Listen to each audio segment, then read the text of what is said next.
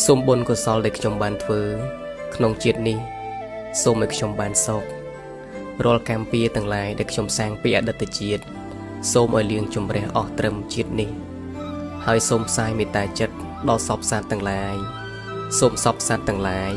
បាននៅសេចក្តីសុខរួចចាកទុក្ខកុំមានពៀវេរានឹងគ្នាទៀតឡើយសូមឲ្យអ្នកដែលស្អប់អ្នកដែលស្រឡាញ់ខ្ញុំ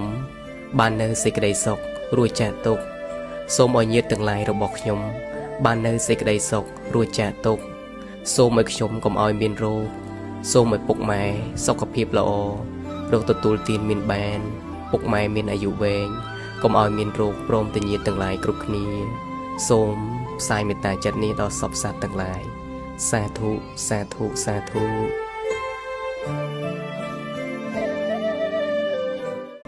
សូមបុណ្យកុសលដែលខ្ញុំបានធ្វើក្នុងជាតិនេះសូមឲ្យខ្ញុំបានសុខរាល់កម្មពៀទាំងឡាយដែលខ្ញុំសាងពីអតីតជាតិសូមឲ្យលាងជម្រះអស់ត្រឹមជាតិនេះហើយសូមផ្សាយមេត្តាចិត្តដល់សពសត្វទាំងឡាយសូមសពសត្វទាំងឡាយបាននៅសេចក្តីសុខរួចចាកទុក្ខកុំមានពៀវេរានឹងគ្នាទៀតឡើយសូមឲ្យអ្នកដែលស្អប់អ្នកដែលស្រឡាញ់ខ្ញុំបាននៅសេចក្តីសុខរួចចាកទុក្ខសូមឲ្យញាតិទាំងឡាយរបស់ខ្ញុំបាននៅសេចក្តីសុខរួចចាកទុក្ខសូមឲ្យខ្ញុំកុំឲ្យមានរោគសូមឲ្យពុកម៉ែសុខភាពល្អរកទទួលទានមានបានពុកម៉ែមានអាយុវែងកុំឲ្យមានរោគព្រមទាំងញាតិទាំងឡាយគ្រប់គ្នាសូមផ្សាយមេត្តាចិត្តនេះដល់សពសត្វទាំងឡាយសាធុសាធុសាធុ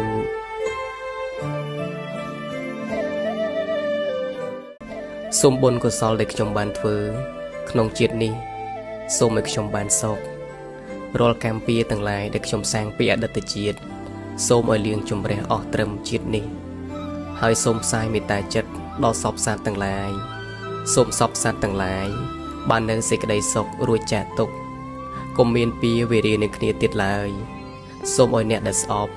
អ្នកដែលស្រឡាញ់ខ្ញុំបាននៅសេចក្តីសុខរួចចាកទុក្ខសូមឲ្យញាតិទាំងឡាយរបស់ខ្ញុំបាននៅសេចក្តីសុខរួចចាកទុក្ខ